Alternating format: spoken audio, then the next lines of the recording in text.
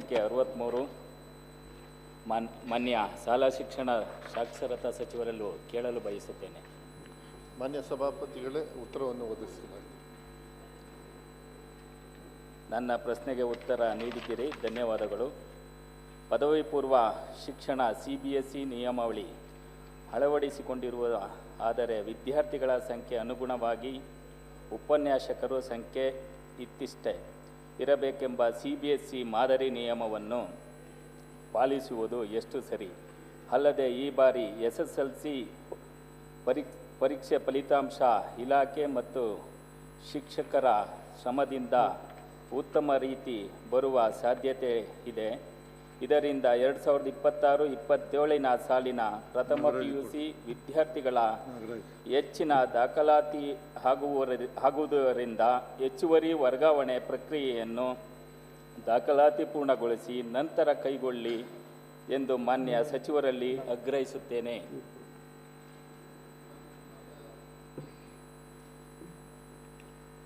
ಮಾನ್ಯ ಸಭಾಪತಿಗಳೇ, ಉತ್ತರವನ್ನು ಕೊಟ್ಟಿದ್ದೀನಿ. CBSE ಥರ ನಾವು ಮಾಡೋದಕ್ಕಾಗಲ್ಲ. ಎವ್ರಿ 2 ಇಯರ್ಸಿಗೆ ಹೆಚ್ಚುವರಿ ಮಾಡ್ತಕ್ಕಂಥದ್ದು ಯಾವಾಗಲೂ ಕೂಡ ಅದು ರೂಲ್ಸಲ್ಲಿದೆ. ಸೊ ಈ ವರ್ಷ ನಾವು ಕಡ್ಡಾಯವಾಗಿ ಮಾಡಲೇಬೇಕಾಗುತ್ತೆ.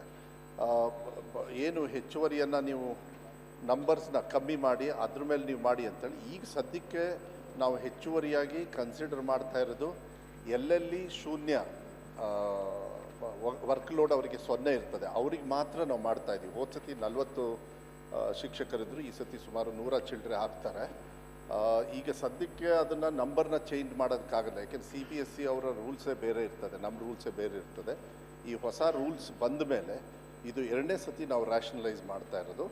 SSLCಯಲ್ಲಿ ಬದಲಾವಣೆ ಆಗಿದೆ, ಸ್ವಲ್ಪ ಕೆಲವೆಲ್ಲ ರೂಲ್ಸ್ ಎಲ್ಲ ನಾವು ಬದಲಾವಣೆ ಮಾಡಿದ್ದೀವಿ. ನಾವು ರಿಕ್ರೂಟ್ಮೆಂಟ್ ಇವಾಗ ನಡೀತಾ ಇದೆ. ಈಗಿನ್ನು ಯಾವುದು ನಮ್ಮ PUCಗೆ ಲೆಕ್ಚರರ್ ರಿಕ್ರೂಟ್ಮೆಂಟ್ ಏನಿದೆ ಅದಾದಮೇಲೆ ಮುಂದೆ ಏನು ಯಾವ ರೀತಿ ಯೋಚನೆ ಮಾಡ್ಬೋದು. ಈಗ ಸದ್ಯಕ್ಕೆ ಶೂನ್ಯ ಇರಬೇಕಾದ್ರೆ ಮಕ್ಕಳೇ ಇಲ್ಲ ಅಂತ ಹೇಳಿದರೆ ನಾವು ಟೀಚರ್ಸ್ನ ಅಲ್ಲಿ ಕೊಡೋದಕ್ಕಾಗೋದಿಲ್ಲ. ಆದರೆ ಶಿಕ್ಷಣಕ್ಕೆ ಯಾವುದೇ ರೀತಿಯ ಕೊರತೆ ಆಗದೇ ಇರತಕ್ಕಂಥ ರೀತಿಯಲ್ಲಿ ಮಕ್ಕಳಿಗೆ ಪಾಠ ಹೇಳ್ಕೊಡ್ತಕ್ಕಂಥ ವ್ಯವಸ್ಥೆಯನ್ನು ಹದ್ದುಬಸ್ತಲ್ಲಿಟ್ಟು ನಾವು ತೀರ್ಮಾನಗಳನ್ನು ತಗೊಳ್ತೀವಿ. ಬಟ್ ಶೂನ್ಯದಲ್ಲಿ ಮಾತ್ರ ನಾವು ಈಗ ಡಿಸ್ಟರ್ಬ್ ಮಾಡ್ತಾ ಇದ್ದೀವಿ, ಬೇರೆಯವರಿಗೆ ಯಾವುದೇ ಕಾರಣಕ್ಕೂ ನಾವು ಡಿಸ್ಟರ್ಬ್ ಮಾಡೋದಿಲ್ಲ. ಸರ್, ಈಗ PU ಕಾಲೇಜು ಒಟ್ಟಾರೆ 1317 ಕಾಲೇಜ್ ಇದೆ ಸರ್ ರಾಜ್ಯದಲ್ಲಿ. ಅಲ್ಲಿ ಒಟ್ಟಾರೆ ಪೂರ್ಣ ಶಿಕ್ಷಕರು 12918 ಶಿಕ್ಷಕರಿದ್ದಾರೆ ಸರ್, ಅಪಾಯಿಂಟ್ ಮಾಡ್ಕೊಂಡಿರೋದು. ಅದರಲ್ಲಿ 7711 ಇವಾಗ ಕಾಲೇಜುಗಳಲ್ಲಿ ಇವಾಗ ಶಿಕ್ಷಕರಿದ್ದಾರೆ ಸರ್. ಖಾಲಿ ಹುದ್ದೆನೇ ಈಗ 5200 ಖಾಲಿ ಹುದ್ದೆಗಳು ಖಾಲಿ ಇದೆ. ಈಗ CBSE ಮತ್ತು ICSEಲಿ 45 ಜನಕ್ಕೆ ಒಬ್ಬರು ಟೀಚರ್ಸ್ ತಗೋತಾರೆ. ನಮ್ಮಲ್ಲಿ ವಿಜ್ಞಾನ 160 ಜನಕ್ಕೆ ಒಬ್ಬರು ಟೀಚರ್ಸು, 321 ಜನಕ್ಕೆ ಒಬ್ಬರು ಟೀಚರ್ಸು ಕಾಲ್ ಮಾಡಿದ್ದೀವಿ ಸರ್. ಹಾಗಾಗಿ ಈಗ 320 ಜನಕ್ಕೆ ಒಬ್ಬರು ಟೀಚರ್ಸು ತಗೊಂಡ್ರೆ ಉತ್ತಮವಾದ ಕ್ವಾಲಿಟಿ ಎಜುಕೇಷನ್ ಕೊಡೋಕ್ಕಾಗಲ್ಲ. ಈಗ 45 ಜನಕ್ಕೆ ಒಬ್ಬರು ಶಿಕ್ಷಕರು ತಗೋತಾರೆ, ನೀವು 321 ಜನಕ್ಕೆ ತಗೊಂಡ್ರೆ ಅಷ್ಟು ಜನ ಹೆಂಗೆ ಕವರ್ ಮಾಡೋಕ್ಕಾಗುತ್ತೆ? ದಯಮಾಡಿ ಕಮ್ಮಿ ಮಾಡಿ. ಈಗ ಹೆಚ್ಚುವರಿನೇ 180 ಜನ ಶಿಕ್ಷಕರು ರಾಜ್ಯದಲ್ಲಿ ಉಪನ್ಯಾಸಕರು ಖಾಲಿ ಇದೆ ಸರ್. ಹಂಗಾಗಿ ಕಮ್ಮಿ ಮಾಡಿಕೊಡಿ ಅಂತ ನಾನು ಮನವಿ ಮಾಡ್ತೀನಿ. ಇಲ್ಲ, ಕಮ್ಮಿ ಮಾಡೋದು ಈಗ ಸದ್ಯಕ್ಕೆ ಪ್ರಸ್ತಾವನೆ ನಮ್ಮ ಹತ್ರ ಇಲ್ಲ, ಕಮ್ಮಿ ಮಾಡ್ತಕ್ಕಂಥದ್ದು. ಅದನ್ನ ಯೋಚನೆ ಮಾಡೋಣ. ಆದರೆ ಅವರಿಗೆ ಕಲಿಕೆಗೆ ಯಾವುದೇ ತೊಂದರೆ ಆಗೋದಿಲ್ಲ, ಯಾಕೆಂದರೆ ನಂಬರ್ಸಲ್ಲಿ ವರ್ಕ್ ಲೋಡ್ ಮೇಲೆ ಅವರಿಗೆ ಟೀಚಿಂಗ್ ಸಮಯವನ್ನು ನಾವು ಸಂಪೂರ್ಣವಾಗಿ ಕೊಡ್ತಾ ಇದ್ದೀವಿ. ಅಲ್ಲ, 321 ಜನಕ್ಕೆ ಹೆಂಗೆ ಕವರ್ ಮಾಡೋಕ್ಕಾಗುತ್ತೆ ಸರ್? ಶಿಕ್ಷಕರು ಒಬ್ಬರು ಟೀಚರು ಸೆಕ್ಷನ್ಸ್ ಇರ್ತಾರೆ, ವರ್ಕ್ ಇರಲಿ ಸರ್. ಈಗ CBSE ICSE ಮಕ್ಕಳು ಎಷ್ಟು ಮುಂದಕ್ಕಾಗ್ತಾರೆ ಸರ್? 45 ಜನಕ್ಕೆ ಒಬ್ಬರು ಟೀಚರ್ಸ್ ನೇಮಿಸಿದ್ರೆ ನಮ್ಮಲ್ಲಿ ಗೌರ್ಮೆಂಟ್ ಶಾಲೆ ಅಂತ ಮಕ್ಕಳು ಬರೋದೇ ಕಷ್ಟ ಆಗಿದೆ ಸರ್. ದಯಮಾಡಿ ನೀವು ಒಂದು ಸ್ವಲ್ಪ ಕಮ್ಮಿ ಮಾಡಿಕೊಡಿ ಸರ್. ನೀವು ಮಾಡೋಣ, ಬಟ್ ಎಲ್ಲರಿಗೂ 300 ಜನರಿಗೂ ಒಟ್ಟಿಗೆನೇ ಇವ್ರು ಪಾಠ ಹೇಳ್ಕೊಡೋದಿಲ್ಲ, ಅವರಿಗೆ ಬೇರೆ ಬೇರೆ ಸೆಕ್ಷನ್ ವರ್ಕ್ ಲೋಡ್ ಅಲ್ಲೂ ಇರ್ತದಲ್ಲ ಸರ್, ಅವರು ಒಟ್ಟಿಗೆ ಮಾಡಲ್ವಲ್ಲ ಸರ್. ಇರೋಣ, ಕಮ್ಮಿ ಮಾಡ್ತಕ್ಕಂಥದ್ದು ಈಗ ಸದ್ಯಕ್ಕೆ ಪರಿಶೀಲನೆ ಮಾಡೋಣ. ಆಮೇಲೆ ರಿಕ್ರೂಟ್ಮೆಂಟ್ ಸರ್ ನೋಡಿ ಸರ್, ನಾನು ಮತ್ತೆ ಒಂದು ನಿಮಿಷ ಒಂದೇ ಒಂದು ನಿಮಿಷ ನಮ್ಗೆ ಅವಕಾಶ ಸಿಗದೆ ಆಯ್ತು ಹೇಳಿದೀನಿ ನಾನು. ಪರಿಶೀಲನೆ ಮಾಡಿ ನಿಮ್ಗೆ ಕರೆದು ಮಾತಾಡ್ತಾರೆ. ದಯಮಾಡಿ ನೋಡಿ, ಪುಟ್ಟಣ್ಣವರು, ನಾನು ಮತ್ತೆ ಶ್ರೀನಿವಾಸ್ ಸರ್ ಭೋಜೇಗೌಡರು ಎಲ್ಲ ಮನವಿ ಕೊಟ್ಟಿದ್ದೀವಿ ನಿಮ್ಗೆ, ಪರಿಗಣಿಸಿ ಕಮ್ಮಿ ಮಾಡಿಕೊಡಿ ಅಂತ ನನ್ನ ಮನವಿ ಸರ್. ಅದನ್ನ ನಿಮ್ಮ ಜೊತೆಗೆಲ್ಲ ಕುತ್ಕೊಂಡು ಚರ್ಚೆನೂ ಕೂಡ ಮಾಡ್ತೀವಿ. ನಿಮಗೆ ಪ್ರಾಕ್ಟಿಕಲ್ ಏನು ನಮಗೆ ಏನು ಪ್ರಾಬ್ಲಮ್ ಇದೆ ಅದು, ಮತ್ತು ರಿಕ್ರೂಟ್ಮೆಂಟ್ ಆದಮೇಲೆ ಇದನ್ನ ಸಡಿಲ ಮಾಡೋದಕ್ಕೆ ನಿಮ್ಮ ಜೊತೆ ಚರ್ಚೆ ಮಾಡಿ ಮಾಡ್ತಕ್ಕಂಥದ್ದು ಪರಿಶೀಲನೆ ಮಾಡ್ತೀವಿ. Thank you. ರಾಮೋಜಿಗೌಡ.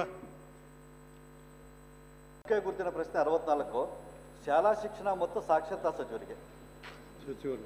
ಮಾನ್ಯ ಸಭಾಪತಿಗಳೇ, ಉತ್ತರವನ್ನು ಒದಗಿಸಲಾಗಿದೆ. ಮಾನ್ಯ ಸಭಾಪತಿಗಳೇ, ಉತ್ತರವನ್ನು ಒದಗಿಸಲಾಗಿದೆ. ನನ್ನ ಪ್ರಶ್ನೆ ಇತ್ತು, ಗ್ರಂಥಾಲಯಗಳಲ್ಲಿ ಕೈ ರಸೀದಿ ಆಧಾರದ ಮೇಲೆ ಕೆಲಸಗಳನ್ನು ಮಾಡುತ್ತಿರುವ ಸಿಬ್ಬಂದಿಗಳು ನೀಡಲಾಗುತ್ತಿರುವ ವೇತನ ಎಷ್ಟು ಹಾಗೂ ನೀಡಲಾಗಿರೋ ಸೌಲಭ್ಯಗಳೇನು ಅಂತೇಳಿ. ಉತ್ತರ ಬಂದಿದೆ, ಕೈ ರಸೀದಿ ಆಧಾರದ ಮೇಲೆ ಕೆಲಸ ಮಾಡುತ್ತಿರೋರಿಗೆ ಇಲಾಖೆಯಿಂದ ಯಾವುದೇ ಕೆಲಸದ ಅವಧಿಯನ್ನು ನಿಗದಿಪಡಿಸಿರೋದಿಲ್ಲ ಅಂಥೇಳಿ. ಅಂದರೆ ಅವಧಿನೇ ನಿಗದಿಪಡಿಸ್ತೀರಾ ಹೆಂಗೆ ಕೆಲಸ ಮಾಡ್ತಾರೆ ಅಂತ ನನ್ನದೊಂದು ಡೌಟು ಮಾನ್ಯ ಸಭಾಪತಿಗಳೇ. ಎರಡನೇ ಪ್ರಶ್ನೆ ಉಪಪ್ರಶ್ನೆ ಇತ್ತು, ಕೈ ರಸೀದಿ ಆಧಾರದ ನೌಕರರಿಗೆ ಕನಿಷ್ಠ ವೇತನ ನೀಡಬೇಕೆಂದು ಸರ್ಕಾರದ ಆದೇಶವಿದೆಯೇ, ಇದ್ದಲ್ಲಿ ಇವರಿಗೆ ಕನಿಷ್ಠ ವೇತನ ನೀಡಲಾಗುತ್ತಿದೆ ಅಂತೇಳಿ. ಅಲ್ಲಿ ಮತ್ತೆ ಹೇಳಿದರೆ, ಕೈ ರಸೀದಿ ಆಧಾರದ ನೌಕರರಿಗೆ ಕನಿಷ್ಠ ವೇತನ ನೀಡಬೇಕೆಂದು ಸರ್ಕಾರದ ಯಾವುದೇ ಆದೇಶ ಇಲ್ಲ ಅಂತೇಳಿ. ಸ್ಪಷ್ಟವಾಗಿ ಸರ್ಕಾರಗಳ ಆದೇಶಗಳಿದೆ, ಯಾವುದೇ ಒಬ್ಬ ಎಂಪ್ಲಾಯಿ ಕೆಲಸ ಮಾಡಬೇಕು ಕನಿಷ್ಠ ವೇತನ ಕೊಡಬೇಕು ಅಂತೇಳಿ. ಹಾಗಾಗಿ ನನಗೆ ಈ ಎರಡೂ ಪ್ರಶ್ನೆಗಳ ಮೇಲೆ ಯಾಕೋ ಇದಾಗ್ತಾ ಇದೆ. ಟೈಮ್ ಟೇಬಲ್ ಇಲ್ದಿರೋ ಕೆಲಸ ಹೆಂಗೆ ಮಾಡ್ತಾರೆ, ಕೆಲಸ ಮಾಡಿದ ಮೇಲೆ ವೇತನ ಇಲ್ಲ ಅಂದರೆ ಹೆಂಗೆ ಅಂತೇಳಿ. ಮೊನ್ನೆ ಸಭಾಪತಿಗಳೇ, 84ರ ಮುಂಚೆ ಗ್ರಂಥಾಲಯದಲ್ಲಿ ಕೆಲಸ ಮಾಡೋರಿಗೆ ಪರ್ಮನೆಂಟ್ ಮಾಡಿದ್ದಾರೆ ಮಾನ್ಯ ಸಭಾಪತಿಗಳೇ. 84ರಿಂದ 96ರವರೆಗೂ ಯಾರು ಕೆಲಸ ಮಾಡಿದ್ರೆ ಅವ್ರಿಗೆ ಕೆಲವ್ರಿಗೆ ಪರ್ಮನೆಂಟ್ ಮಾಡಿದ್ರೆ, ಕೆಲವರಿಗೆ ಮಾಸಿಕ ವೇತನ ಕೊಡ್ತಾ ಇದ್ದಾರೆ ಮಾನ್ಯ ಸಭಾಪತಿಗಳೇ. 97ರ ನಂತರ ಯಾರೆಲ್ಲ ನೇಮಕಾತಿ ಆಗಿದ್ದಾರೆ ಅವರಿಗೆ ಏನು ಮಾಡಿದ್ದಾರೆ, ಈ ಒಂದು ಕನಿಷ್ಠ ವೇತನನೂ ಕೊಡಲಿಲ್ಲ ಮತ್ತು ಪರ್ಮನೆಂಟು ಮಾಡಲಿಲ್ಲ ಅಂಥೇಳಿ ಕಾರ್ಮಿಕ ಇಲಾಖೆಗೆ ನ್ಯಾಯಾಲಯಕ್ಕೆ ಹೋಗಿದ್ದಾರೆ ಮಾನ್ಯ ಸಭಾಪತಿಗಳೇ. ನ್ಯಾಯಾಲಯ ಆದೇಶ ಮಾಡಿದೆ ಇವರಿಗೆ ಕಂಪಲ್ಸರಿ ಕನಿಷ್ಠ ವೇತನ ಕೊಡಬೇಕು ಅಂತೇಳಿ. ಅದು ಆದೇಶ ಆದಮೇಲೆ, ನ್ಯಾಯಾಲಯದ ಆದೇಶ ಆದಮೇಲೆ ಕೆಲವು ಜಿಲ್ಲೆಗಳಲ್ಲಿ ಕೆಲವರಿಗೆ ಕನಿಷ್ಠ ವೇತನವನ್ನು ನಿಗದಿ ಮಾಡಿದ್ದಾರೆ. ಆದರೆ ಇನ್ನು ಅರ್ಧ ಜಿಲ್ಲೆಗಳಲ್ಲಿ ನನ್ನ ಹತ್ರ ಆದೇಶವೇನು ಇದೆ ಮಾನ್ಯ ಸಭಾಪತಿಗಳೇ, ನ್ಯಾಯಾಲಯದ ಆದೇಶ ಇದೆ. ಮತ್ತು ಕೆಲವು ಜಿಲ್ಲೆಗಳಲ್ಲಿ, ಗುಲ್ಬರ್ಗ ಜಿಲ್ಲೆಯಲ್ಲೆಲ್ಲ ಆದೇಶ, ಯಾಕಂದರೆ ಕೋರ್ಟ್ ಆದೇಶ ಆದಮೇಲೆ ಅವ್ರನ್ನ ಇದು ಕನಿಷ್ಠ ವೇತನ ಕೊಡ್ತಾ ಇದ್ರೆ, ಕೆಲವು ಜಿಲ್ಲೆಗಳಲ್ಲಿ ಕನಿಷ್ಠ ವೇತನ ಕೊಡ್ತಾ ಇಲ್ಲ ಮಾನ್ಯ ಸಭಾಪತಿಗಳೇ. ಸುಮಾರು 1183 ಜನ ಇದ್ದಾರೆ. ನನ್ನ ಪ್ರಶ್ನೆ ಏನಂದ್ರೆ ಮಾನ್ಯ ಸಭಾಪತಿಗಳೇ, ಕನಿಷ್ಠ ಅವ್ರನ್ನ ಪರ್ಮನೆಂಟ್ ಮಾಡಿ ವೇಕೆನ್ಸಿ ಇದೆ, ಇಲ್ಲ ಅಟ್ಲೀಸ್ಟ್ ಸರ್ಕಾರದ ಆದೇಶಗಳ ಕನಿಷ್ಠ ವೇತನ ಆದರೂ ಕೊಡಿ ಅಂತೇಳಿ ನನ್ನ ಮನವಿ ಮಾನ್ಯ ಸಭಾಪತಿಗಳೇ. ಮಾನ್ಯ ಸಭಾಪತಿಗಳೇ, ಏನು ಶುಚಿಗಾರರು ಇದ್ದಾರೆ ಅವರು 8 ತಾಸು ಕೆಲಸ ಕಂಪ್ಲೀಟ್ ಆಗಿರಲ್ಲ. ಸದಸ್ಯರಿಗೆ ನಾನು ಮನವಿಯನ್ನು ಮಾಡಲಿಕ್ಕೆ ಇಷ್ಟಪಡ್ತೀನಿ. ಮತ್ತು ಅವ್ರು ಏನು ಸರ್ಕಾರದ ನ್ಯಾಯಾಲಯದ ಒಂದು ಆದೇಶ ಇದೆ, ಅವರಿಗೆ ಪರ್ಮನೆಂಟಾಗಿ ತೊಗೋಬೇಕು, ಅದು ತೊಗೊಂಡು ನಾನು ಪರಿಶೀಲನೆ ಮಾಡ್ಬೋದು. ಆದರೆ ಅವರಿಗೆ ಕನಿಷ್ಠ ವೇತನ ಕೊಡ್ತಕ್ಕಂಥದ್ದಿಲ್ಲ. ಅವರು ಕೂಡ ನಮ್ಮ ಸುಮಾರು ಸತಿ ನಮಗೆಲ್ಲ ಬಂದು ಕೆಲವೆಲ್ಲ ಅಸೋಸಿಯೇಷನ್ ಮಾಡಿ ತಗೊಂಡು ಬಂದಿದ್ದಾರೆ. ಅವರೆಲ್ಲ ಔಟ್ಸೋರ್ಸ್ ರೀತಿಯಲ್ಲೇ ಅಲ್ಲೇ ಆ ಲೈಬ್ರರಿಯವರೇ ಅವ್ರು ತಗೊಳ್ತಾರೆ. ನಾವು ಡೈರೆಕ್ಟಾಗಿ ಯಾವುದೇ ಕಾರಣಕ್ಕೂ ಇಲ್ಲಿ ಇಲಾಖೆಯಿಂದ ಅವರಿಗೆ ನೀವು ಇಂಥವ್ರನ್ನೇ ತಗೋಬೇಕು, ಸಂಬಳ ಭಾಳ ಕಡಿಮೆ ಇದೆ. ಹೌದು, ಸಂಬಳ ಇಲ್ಲ. ಅದು ಏನಂದರೆ ಅವರು ಎಷ್ಟು ಅಲ್ಲಿ ಅವರಿಗೆ ರೆವೆನ್ಯೂ ಬರ್ತದೆ ಅದನ್ನು ನೋಡಿಕೊಂಡು ಅಲ್ಲೇ ಕಾರ್ಯನಿರ್ವಹಿಸ್ತಾ ಇದ್ದಾರೆ. ಇದನ್ನು ದೊಡ್ಡ ಮಟ್ಟದಲ್ಲೇ ನಾನು ಚರ್ಚೆ ಮಾಡಬೇಕಾಗ್ತದೆ. ಅದನ್ನು ನೋಡ್ಕೊಂಡು ನಾನು ಮಾಡ್ತೀನಿ. ಮತ್ತು ಸದಸ್ಯರು ಅವ್ರು ಏನು ನ್ಯಾಯಾಲಯದ ಬಗ್ಗೆ ಹೇಳಿದ್ದಾರೆ ಅದನ್ನು ತಗೊಂಡು ಮುಂದಿನ ದಿನಗಳಲ್ಲಿ ಪರಿಶೀಲನೆ ಮಾಡ್ತೀನಿ. ಬಟ್ ಇವತ್ತುವರೆಗೂ ಕೂಡ ಈ ವಿಚಾರದಲ್ಲಿ ಅದು ಚೀಟಿ ಹರಿದು ಅಲ್ಲೇ 8 ತಾಸು ಕೆಲಸ ಇಲ್ಲದೆ ಇರತಕ್ಕಂಥ ಚಿಕ್ಕ ಪುಟ್ಟ ಕೆಲಸ ಮಾಡ್ತಾರೆ. ಅದನ್ನು ಮತ್ತೆ ನಾವು ಇಲಾಖೆ ಜೊತೆಗೆ ಮಾತಾಡಿ ಅದನ್ನು ಯಾವ ರೀತಿ ನಾವು ತಗೊಳ್ಬೇಕು ಮುಂದುವರಿಸ್ತಕ್ಕಂಥ ಕೆಲಸವನ್ನು, ಮತ್ತು ನ್ಯಾಯಾಲಯದಲ್ಲಿ ಏನಿದೆ ಅದನ್ನು ನನಗೆ ಕೊಟ್ಟರೆ ನಾನು ಸ್ವಲ್ಪ ಅದನ್ನು ನೋಡಿಕೊಂಡು ನಾನು ಇಲಾಖೆಯಲ್ಲಿ ಚರ್ಚೆ ಮಾಡೋದಕ್ಕೂ ಕೂಡ ಅನುಕೂಲ ಆಗ್ತದೆ. ಮಾನ್ಯ ಸಭಾಧ್ಯಕ್ಷ. ಮಾನ್ಯ ಸಭಾಪತಿಗಳೇ, ನನಗೆ ಒಂದು ವೇಳಾಪಟ್ಟಿ ಇಲ್ಲ ಅಂತ ಹೇಳಿದರೆ, ಅವರೇ ಸರ್ಕಾರ ಏನು ವೇಳಾಪಟ್ಟಿ ನಿಗದಿ ಮಾಡಿದೆ 8 ಅವರು ಅದಿದೆ ಸಾಮಾನ್ಯ ಸಭಾಪತಿಗಳೇ. ಬೆಳಗ್ಗೆ ಅವರು 10 ಗಂಟೆಗೆ ಹೋಗ್ತಾರೆ, ಸಂಜೆ 5:15ವರೆಗೂ. ಸೆಂಟ್ರಲ್ ಸ್ವಲ್ಪ 2-3 ಅವರು ಇದೆ ಮಾನ್ಯ ಸಭಾಪತಿಗಳು, ಅವರೇ ನಿಗದಿ ಮಾಡಿದರೆ ವೇಳಾಪಟ್ಟಿ ಇದೆ. ನ್ಯಾಯಾಲಯದ ಆದೇಶ ಏನಿದೆ ಮಾನ್ಯ ಸಚಿವರು ಕೊಡ್ತೀನಿ. ಯಾಕಂದ್ರೆ ಮಾನ್ಯ ಸಚಿವರು ಬಂದ ಮೇಲೆ ನಮ್ಮ ಶಿಕ್ಷಣ ಇಲಾಖೆಯ ಹಲವಾರು ಸಮಸ್ಯೆ ಬಗೆಹರಿಸಿದ್ದಾರೆ. ಇದು ಕನಿಷ್ಠ ಪಾಪ ನಾವು ಏನಂದ್ರೆ ಮಾನ್ಯ ಸಭಾಪತಿಗಳೇ, ಇಲ್ಲಿ ಕೆಲಸ ಬಿಟ್ಟು ಬೇರೆ ಕಡೆ ಮಾಡೋಕ್ಕಾಗಲ್ಲ. ನೀವು ಕನಿಷ್ಠ 15,000 16,000 ಕೊಡಲಿಲ್ಲ ಅಂದರೆ ಹೆಂಗೆ ಜೀವನ ಮಾಡ್ತಾರೆ ಮಾನ್ಯ ಸಭಾಪತಿಗಳೇ? ಹಾಗಾಗಿ ನೀವು ಅಟ್ಲೀಸ್ಟು ಆಯಾ ಜಿಲ್ಲೆಗಳಿಗೆ ಜವಾಬ್ದಾರಿ ಕೊಟ್ಟು ಅಲ್ಲಿ ಸೆಸ್ ಕಲೆಕ್ಟ್ ಆಗ್ತಾ ಇದೆ ಮಾನ್ಯ ಸಭಾಪತಿಗಳೇ. ಸರ್ಕಾರದಿಂದ ನೀವು ಕೊಡಲಿಲ್ಲ ಅಂದ್ರೂ ಪರವಾಗಿಲ್ಲ, ಅದು ಲೇಟಾಗಿ ನಿರ್ಧಾರ ತಗೊಳ್ಳಿ. ನೀವು ಆಯಾ ಜಿಲ್ಲೆಗಳಲ್ಲಿ ಸೆಸ್ ಕಲೆಕ್ಟ್ ಮಾಡಿ ಅಲ್ಲಿ ಅಮೌಂಟ್ ಇದೆ, ಅದನ್ನಾದ್ರೂ ನೀವು ಒಂದು ಆದೇಶ ಮಾಡಿದ್ರೆ ಅವರಿಗೆ ಕನಿಷ್ಠ ವೇತನ ಕೊಡಿ, ನಿಮಗೆ ಮತ್ತೆ ಮುಂದಿನ ದಿನಗಳಲ್ಲಿ ಅಟ್ಲೀಸ್ಟ್ ಪರ್ಮನೆಂಟ್ ಮಾಡಕ್ಕೂ ಅವಕಾಶ ಮಾಡಿಕೊಡಿ ಮಾನ್ಯ ಸಭಾಪತಿಗಳೇ.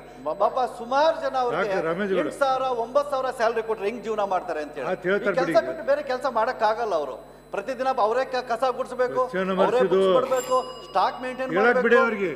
ಎಲ್ಲ ಮಾಡೋದ್ರಿಂದ ದಯಮಾಡಿ ಕನಿಷ್ಠ ವೇತನವನ್ನ ಮಾನ್ಯ ಇವರು ಮಂತ್ರಿಗಳು ಹೇಳ್ಬೇಕು ಅಂತ ಹೇಳಿ ವಿನಂತಿ. ಮಾನ್ಯ ಸಭಾಧ್ಯಕ್ಷರೇ, ಸದಸ್ಯರು ಏನು ಹೇಳಿದ್ದಾರೆ ಅದನ್ನು ಸಂಪೂರ್ಣವಾಗಿ ರಾಜ್ಯ ಮಟ್ಟದಲ್ಲಿ ಯಾವ ರೀತಿ ನಮಗೆ ಕಲೆಕ್ಷನ್ಸ್ ಬರ್ತಾ ಇದೆ, ಯಾವ ರೀತಿ ಅವರಿಗೆ ಸಹಕಾರ ಮಾಡ್ಬೋದು ಸಂಪೂರ್ಣವಾಗಿ ನೋಡಿಕೊಂಡು ನ್ಯಾಯಾಲಯದ ಒಂದು ಡೈರೆಕ್ಷನ್ಸ್ ಏನು ಕೊಟ್ಟಿದ್ದಾರೆ ಇಲಾಖೆ ಜೊತೆಗೆ ದೊಡ್ಡ ಮಟ್ಟದಲ್ಲೇ ಒಂದು ಚರ್ಚೆ ಮಾಡಿ, ಕಮ್ಮಿ ಇರೋದಂತೂ ನಿಜ, ನಾನು ಇಲ್ಲ ಅಂತ ಹೇಳಲ್ಲ, ಅದನ್ನು ಒಳ್ಳೆ ರೀತಿಯಲ್ಲಿ ಯಾವ ರೀತಿ ಸಹಕಾರ ಮಾಡಬೇಕು ಅನ್ನೋ ನೋಡಿಕೊಂಡು ನಾನು ತೀರ್ಮಾನಗಳನ್ನು ಆದಷ್ಟು ಬೇಗ ನಾನು ಮಾಡ್ತೀನಿ.